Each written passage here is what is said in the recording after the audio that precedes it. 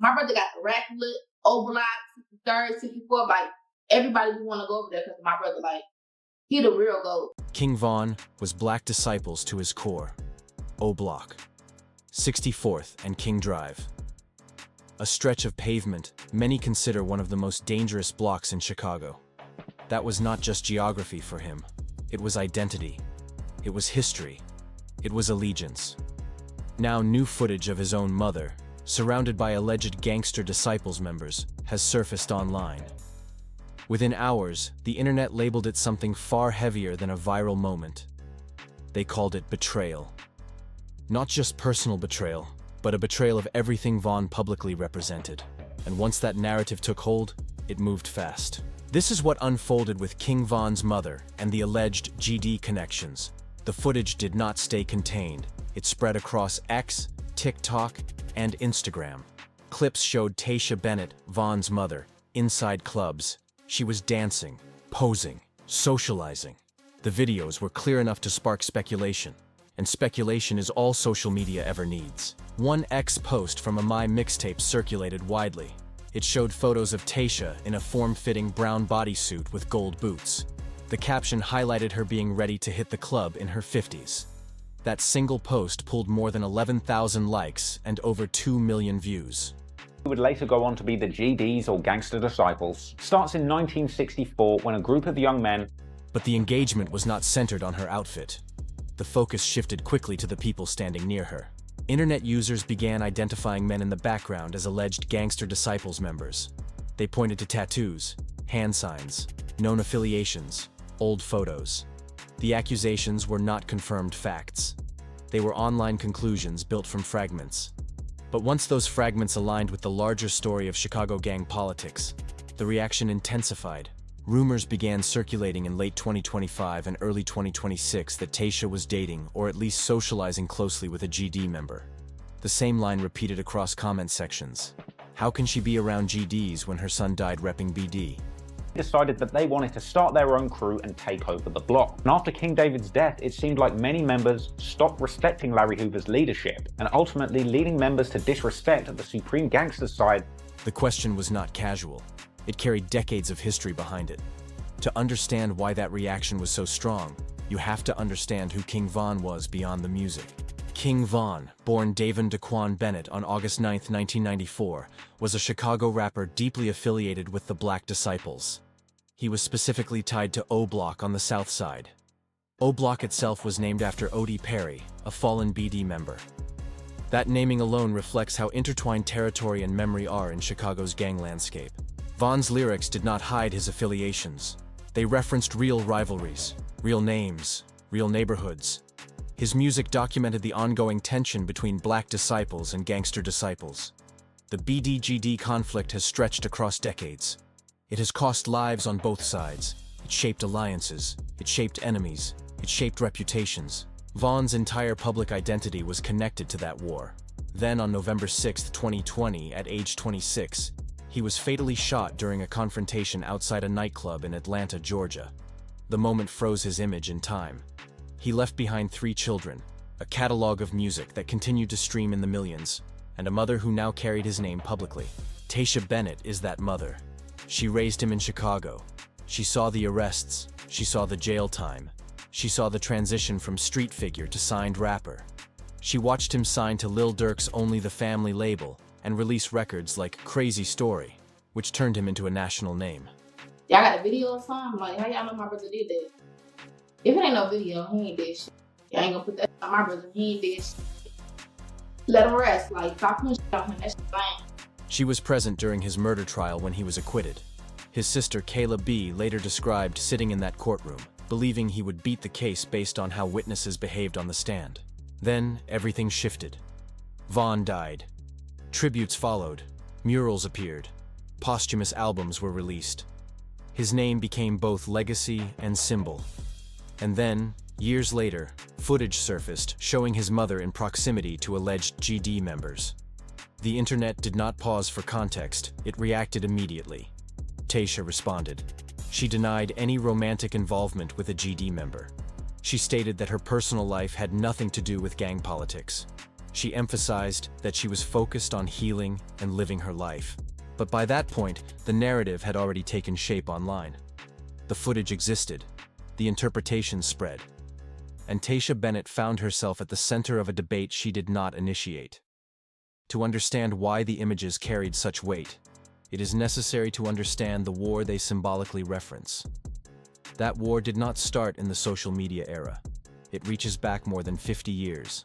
The war between the Black Disciples and the Gangster Disciples is not a rap industry rivalry. It is not something that began with drill music or social media. It is a generational conflict rooted in Chicago's South Side, and it predates modern hip-hop culture by decades. That history is the lens through which many people are now judging Tasha Bennett's choices. After the fourth shot? Probably like the third shot. Okay, so this is now the second time you've gotten shot. Without understanding that lens, the reaction makes little sense. It begins in the 1960s. Chicago's industrial backbone was collapsing. Manufacturing jobs were moving overseas. Steel production, once a reliable source of employment for working-class families, was drying up. I'm in the car with my friends and my brothers and them, like, we just talking and shit. And we hear gunshots. What the? African-American communities that had migrated to the South Side during the Great Migration were now facing concentrated unemployment and systematic marginalization. Housing policies tightened the pressure. Restrictive covenants blocked the sale of property to black tenants. Banks refused to lend in predominantly black neighborhoods through redlining. Entire blocks were economically isolated by design. Young black men grew up in neighborhoods that felt both neglected and over-policed. They were navigating poverty, shrinking opportunity, and constant territorial tension. Many banded together into street crews for protection. At first, the purpose was survival. Strength in numbers meant safety. But over time, those crews developed hierarchy, leadership, and structure. Out of those conditions rose the disciples. They later evolved into the Devil's Disciples. One of the central figures was a teenage leader named David Barksdale, widely known as King David. He became more than just a local organizer. He became a symbol. King Von reportedly claimed to be the grandson of David Barksdale. That detail, whether viewed as symbolic or literal lineage, deepened Von's personal identification with the Black Disciple legacy. It made the BD identity more than affiliation. It became inheritance. Meanwhile, in 1964, another group of young men gathered inside the home of Larry Hoover. They formed what became known as the Supreme Gangsters. Their early organization was strategic. They observed rival hustlers from a window and realized they were sitting directly on the border of opposing territory. Rather than retreat, they claimed their own block. Territory became foundation. At the beginning, the Supreme Gangsters and the Disciples did not have open conflict. There was tension, but not yet war. As Barksdale expanded his operation into what became the Black Disciple Nation, competition intensified. Territory overlapped. Influence overlapped. Control of streets meant control of revenue. She kind of stuck in her ways. A lot of people say we act alike, so maybe that's the reason, like, she still want to be young and stuff. Ironically, in 1969, the two factions merged. They formed the Black Gangster Disciple Nation. Larry Hoover and David Barksdale shared power in what appeared to be a unified structure.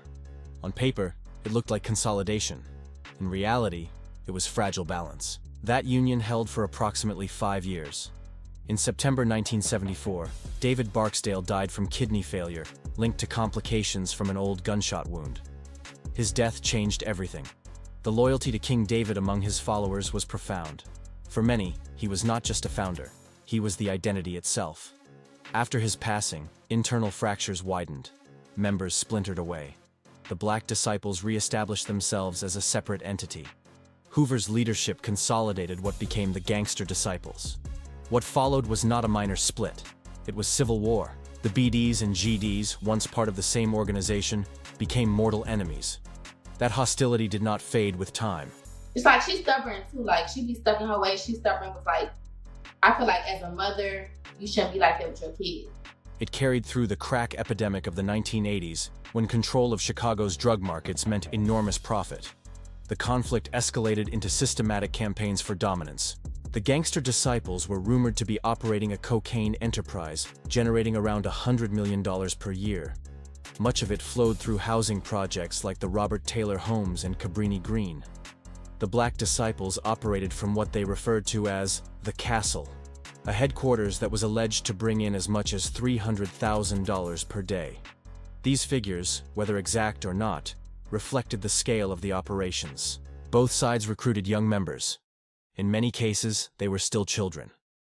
Loyalty was shaped early. The violence that followed was not random. It was organized, retaliatory, and cyclical. Each killing demanded a response. Each response justified the next. The war became self-perpetuating. That is the history attached to the BD-GD divide. There's a lot of situations that we don't even know about that he helped people. Yeah, his guys, that nigga, he loved them little boys. It is not just background noise, it is context layered over decades of bloodshed and loyalty. When people saw footage of Tasha Bennett standing near alleged GD members, they were not reacting to a club appearance alone. They were reacting through 50 years of conflict. News cameras eventually captured what residents had been enduring for years.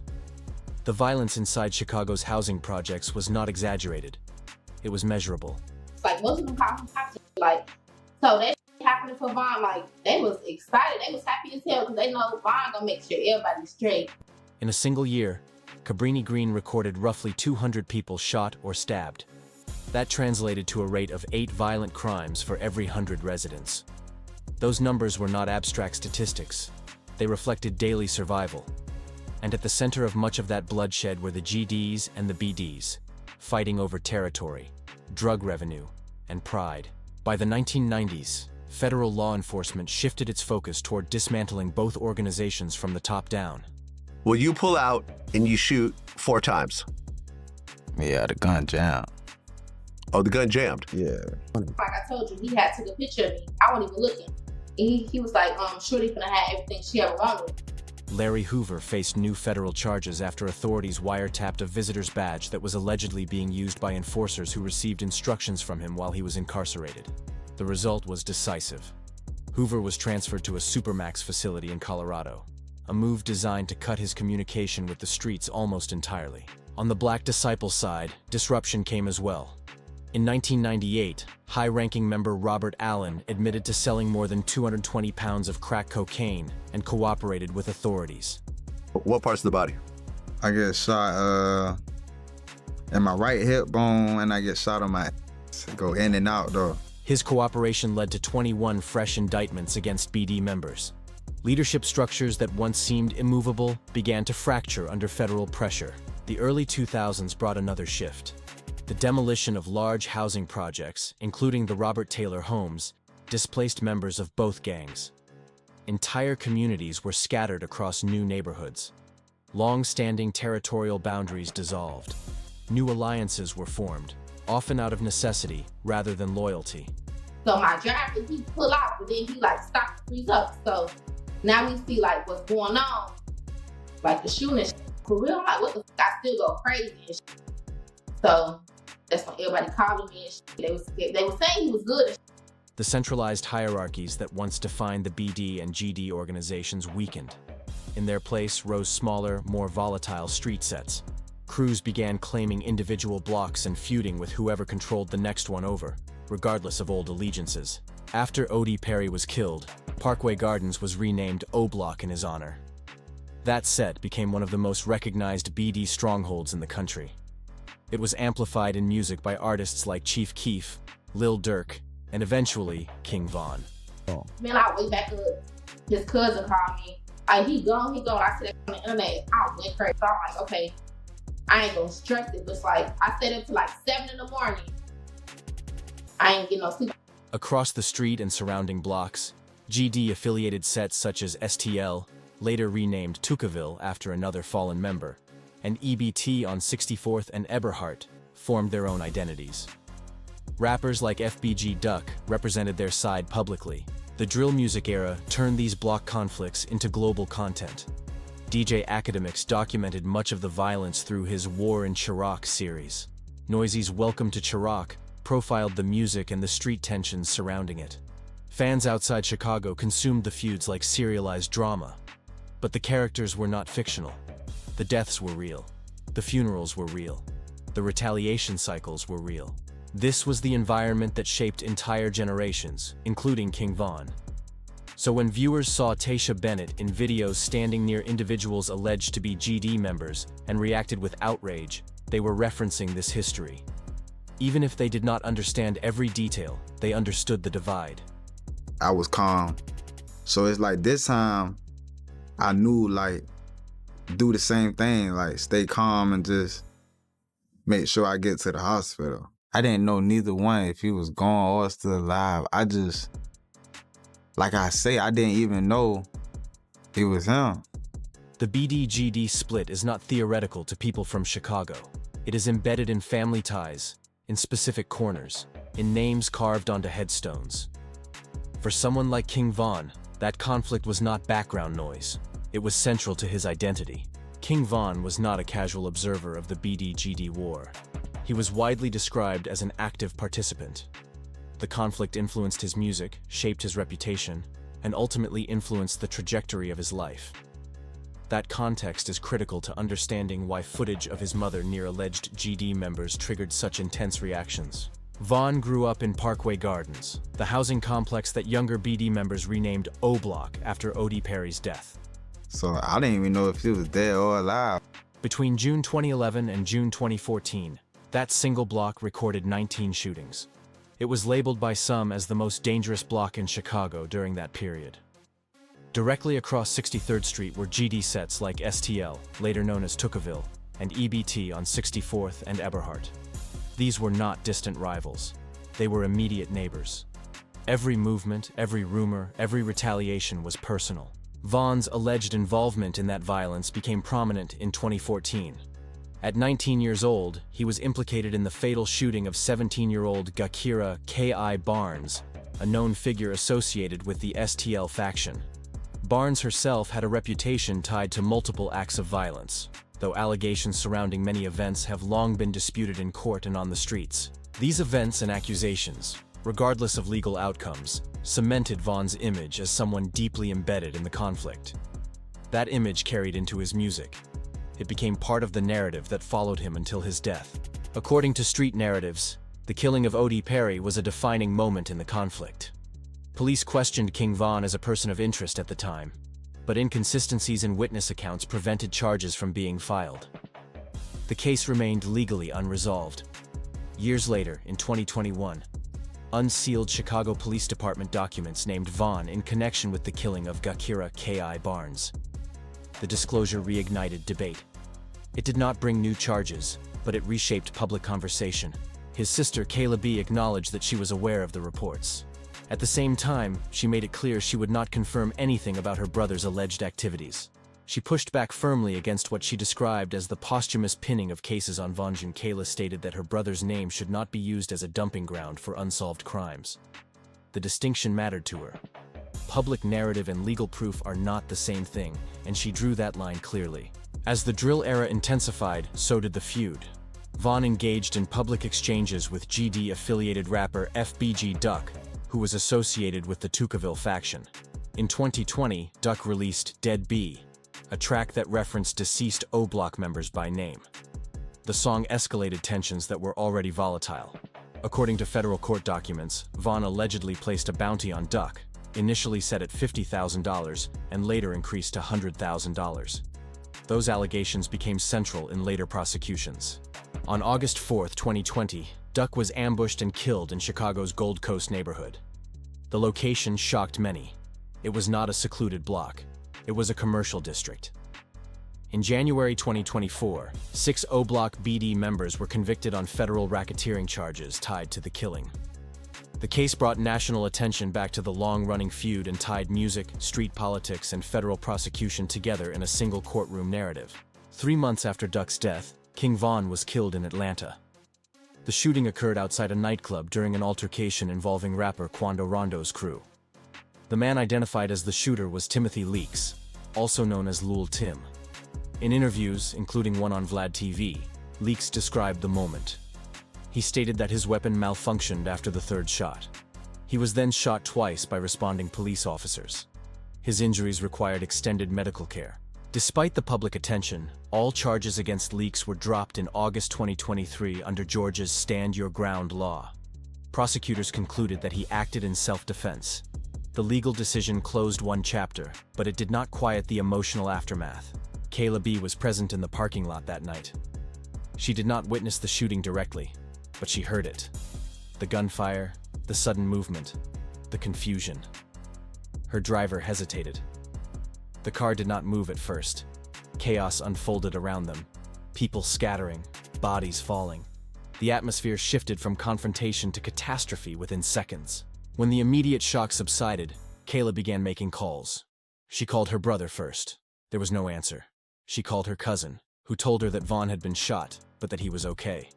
Only one time, she was told. That detail became something to hold on to. She stayed awake until 7 in the morning. Exhaustion eventually overtook her, but she slept, believing he would recover. Then came the second call. That call is part of the documented pain behind every discussion of King Von's legacy. For many fans, the BDGD war is filtered through songs, lyrics, and online clips.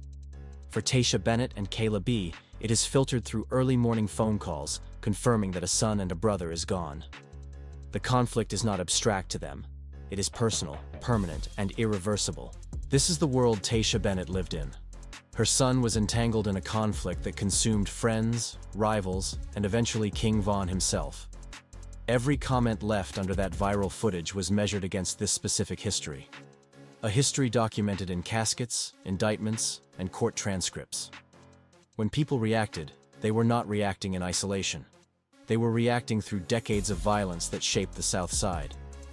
And at the center of that reaction stood Tasha Bennett, a mother living in public view. Tasha did not choose visibility. Her son's rise to fame and his death placed her under a spotlight she never asked for. Since then, she has navigated that visibility with a mix of grief, defiance, and refusal to retreat. To understand the footage that sparked outrage, it is necessary to understand who she is beyond a few seconds of club video. She raised King Von in one of the most violent neighborhoods in America. Von's father, Walter E. Bennett, known as Silk, spent much of Von's childhood in and out of jail. When Von was 11 years old, his father was killed. In a documentary-style interview shared on TikTok, Tasha spoke openly about that loss. "I was upset, angry, disappointed. It's a whole lot of different emotions because it's my first child's father, and he don't get to see him grow up." The weight in that statement was not theatrical, it was lived experience. The absence of a father figure was something she carried. It shaped her son's path in ways she could not fully control. When Von's music career began to accelerate, Tasha was described as supportive of his artistry, but reportedly critical of his continued involvement in gang life. In one viral clip, she confronted him directly about his affiliations, attempting to steer him away from the environment that had already taken so much from their family. Kayla B. has spoken about their mother in candid terms, describing generational tension inside the household. She offered a frank assessment of Tasha's personality, acknowledging strength and stubbornness in equal measure. These were not simple dynamics. They were layered, like many families shaped by trauma. After Von's death, Tasha's public presence intensified. She managed aspects of his legacy. She responded to rumors. She posted tributes on anniversaries. On the 3rd anniversary of his passing, she shared a message through his official Instagram account. "We all miss you, but we're grateful for the memories and music. You really left a huge impact on all our lives." The message was restrained. It did not lean into spectacle. It leaned into remembrance. In a more recent interview clip, she was asked what she missed most about him. Her answer did not reference streaming numbers or industry accolades. It was personal. His smile when he tilted his head, him giving me a kiss. "I love you, Ma." The simplicity of that memory carried more weight than any headline. At the same time, Tasha refused to exist only as a grieving mother. She maintained an active social media presence. She posted outfits, travel, nights out. Her fashion choices and youthful appearance led to multiple viral moments unrelated to her son. Some praised her confidence. Others criticized her, accusing her of behaving inappropriately for a woman in her 50s. When trolls attacked her for wearing revealing clothing, she responded bluntly, "It's just shorts and a bodysuit." The statement was direct.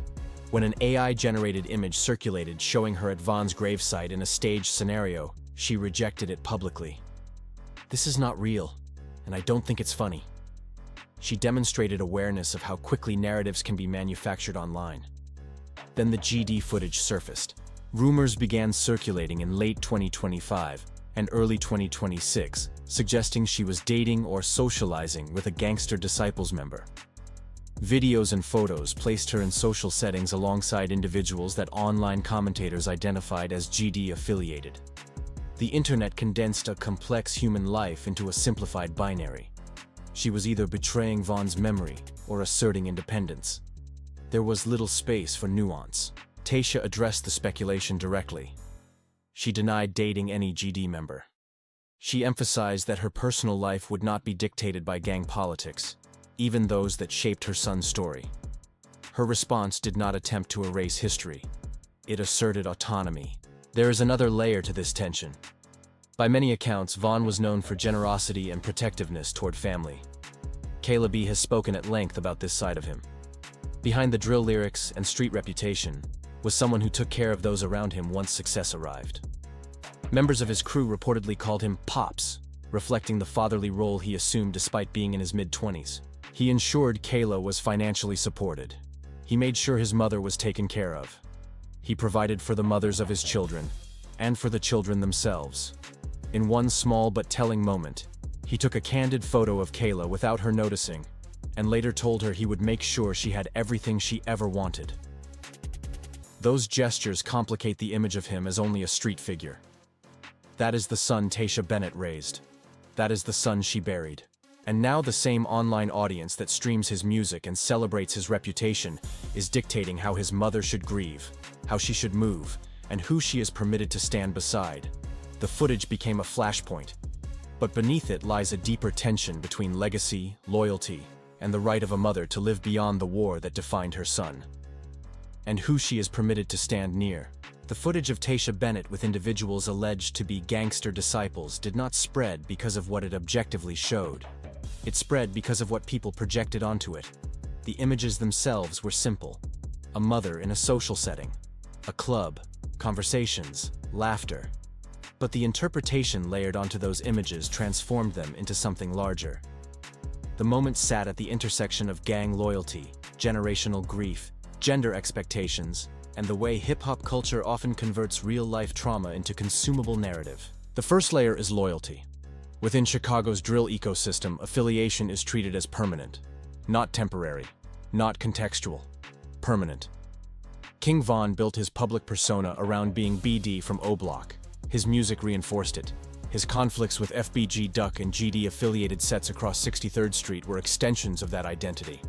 For many fans, those alignments were not marketing, they were sacred lines. So when viewers saw his mother standing near men they believed to be GD-affiliated, they interpreted it as a posthumous violation.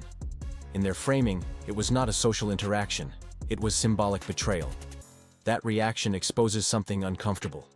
Fans consume the BD-GD conflict as entertainment. They memorize rivalries, they debate diss tracks, they follow indictments. But they also expect the people living inside that conflict to observe its boundaries forever. Tasha Bennett is not a documented gang member. She is a mother who lost her son. Yet the expectation placed on her suggests that she must adhere to the same codes that governed his life, indefinitely. That expectation reveals how deeply this culture has embedded itself into public consciousness. It collapses the difference between participation and proximity. The second layer is gender and age. Tasha's viral moments have consistently been filtered through scrutiny of her appearance. When she posted photos in form-fitting outfits, commenters told her to act her age. When she appeared in clubs, dancing and socializing, critics questioned her priorities. When a video of her twerking circulated and accumulated millions of views, reactions ranged from praise for confidence to condemnation. The GD footage amplified those existing judgments. It was not only that she was allegedly near rivals, it was that she was visible, active, unapologetic. There is an unspoken expectation that mothers who lose sons to violence should grieve in a specific way. Quietly, permanently, withdrawn from celebration.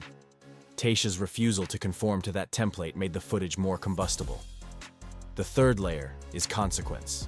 King Von's death did not conclude the conflict. It triggered further chapters. Federal prosecutors later alleged that Lil Durk, Von's mentor and head of Only the Family, placed a bounty on Quando Rondo and orchestrated a murder-for-hire plot on August 19, 2022, in Los Angeles, near the Beverly Center Mall. According to court filings, gunmen allegedly connected to Durk opened fire on Rondo at a gas station. Rondo survived. His cousin, Saviaya Lulpab Robinson, was killed in the crossfire.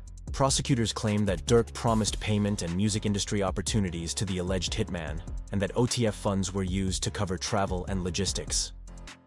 In October 2024, Durk was arrested near Miami International Airport while allegedly attempting to leave the country.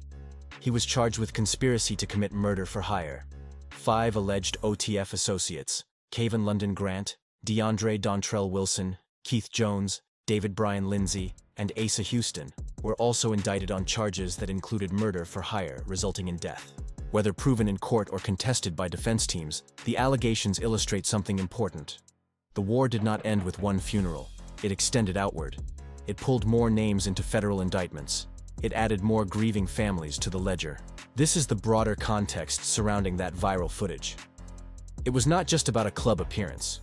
It was about an ongoing chain of retaliation and prosecution that continues to reshape the lives of everyone connected to it. When people reacted to Tasha Bennett's presence near alleged GD members, they were reacting to that entire chain, consciously or not. As of early 2026, Lil Durk remains detained pending trial after pleading not guilty. The legal aftermath continues to widen. It did not stop with arrests. It expanded into civil court. FBG Duck's mother filed a wrongful death lawsuit against Durk, Von's estate, Only the Family, and Sony Music. The suit alleges that they operated as a criminal enterprise that dominated Chicago's drill scene through orchestrated violence. It claims record labels profited from promoting the rivalry between BD and GD-affiliated artists. Whether those allegations withstand legal scrutiny will be determined in court, but their existence reinforces how deeply intertwined music, money, and street politics have become. Meanwhile, Timothy Lul Tim Leaks, the man identified as the shooter in King Von's death, is free. He has begun building a music career and has spoken publicly about the incident. In interviews, he described how the shooting altered his body and his life. He said he did not know it was King Von he had shot until afterward. In his account, amid the confusion, he believed he was protecting Quando Rondo from what appeared to be a group assault. He characterized the moment as reaction rather than calculation. In those few seconds of chaos, identities blurred. Gunfire replaced clarity. Adrenaline overrode recognition.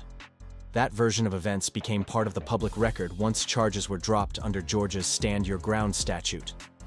Legal closure did not equate to emotional resolution. The larger pattern remains. The war continues to generate new casualties and new narratives. Von's death did not end a conflict. It fed it. His passing was followed by federal indictments, a multi-million-dollar civil lawsuit, allegations of retaliatory violence in Los Angeles, and a constant stream of online commentary dissecting every development. Each arrest becomes content. Each dropped charge becomes debate. Each interview clip becomes evidence in the court of public opinion. The machine runs continuously, absorbing tragedy and converting it into engagement. Against that backdrop, Tasha Bennett went to a club. She danced. She appeared in photos standing near individuals the internet decided were GD affiliated. For that, she was subjected to judgment that has followed her since the day her son became a public figure and then became a memory. Social media responses reflected a divided audience.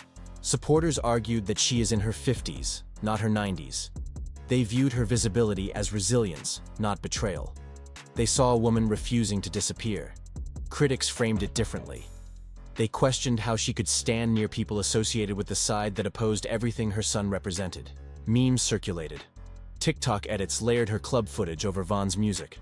The moment was repackaged and redistributed until it no longer resembled the original event. It became spectacle. That is often how the internet processes grief that belongs to someone else. It flattens nuance. It replaces complexity with alignment. What the viral footage ultimately exposed was not proof of betrayal. It revealed the expectations placed on families of those lost to gang violence. Tasha Bennett is expected to mourn according to unwritten codes tied to a war she did not create. She did not start the conditions that birthed the BDGD conflict. She did not engineer the economic collapse and policy decisions that shaped Chicago's South Side in the 1960s. The BDGD war has now stretched beyond half a century. It began with displaced young men forming protection crews. It evolved into structured organizations controlling drug markets. It endured federal RICO indictments and the dismantling of housing projects that once centralized power. It migrated into drill music, where it became one of the most consumed forms of street conflict in entertainment. In courtrooms where Lil Durk awaits trial. In interviews where Timothy Lul Tim Leaks recounts the night he fired shots at a man he says he did not recognize. In civil lawsuits filed by mothers who buried their sons. And in viral clips of another mother trying to move forward. The consequences of this war appear in many forms. After King Von's death, his family released a public statement that captured something essential. It read, "Thank you to everyone who has showed their outpouring of love for King Von. You all played a massive role in Von's accomplishments, and by continuing to play his music and sharing your stories about how he has inspired and influenced you all, you're keeping his legacy alive." Those words were written in grief, not in anger. They asked supporters to honor him through the art he left behind. They did not ask fans to monitor his mother's social life. They did not request that strangers police her friendships. They did not invite the internet to weaponize her pain in the name of loyalty. The footage went viral because people needed it to symbolize something. For some, it confirmed a belief that loyalty ends when the person who embodied it is gone. For others, it affirmed that the living have the right to continue living, even when the dead cannot. The debate was never only about a club appearance. It was about control over narrative and memory. Tasha Bennett did not owe a global audience an explanation. She offered one regardless. She denied the rumors. She asserted her independence. The conversation continued anyway, because once a narrative attaches to a name associated with decades of conflict, it rarely fades quietly. The larger truth is less sensational and more difficult. The BDGD war did not begin with King Von, and it did not end with him. It stretches across generations, across indictments, across funerals. It exists in archived police files, in federal courtrooms, in song lyrics, and in family group chats that will never be public. What the viral moment revealed was not disloyalty. It revealed how tightly the public binds identity to conflict, and how reluctant it is to allow those closest to that conflict to exist outside of it. A mother stepping into a club becomes a referendum on a 50-year war. King Von's legacy will ultimately be defined by more than headlines and indictments. It will live in the music his supporters continue to stream. It will live in the memories described by his family.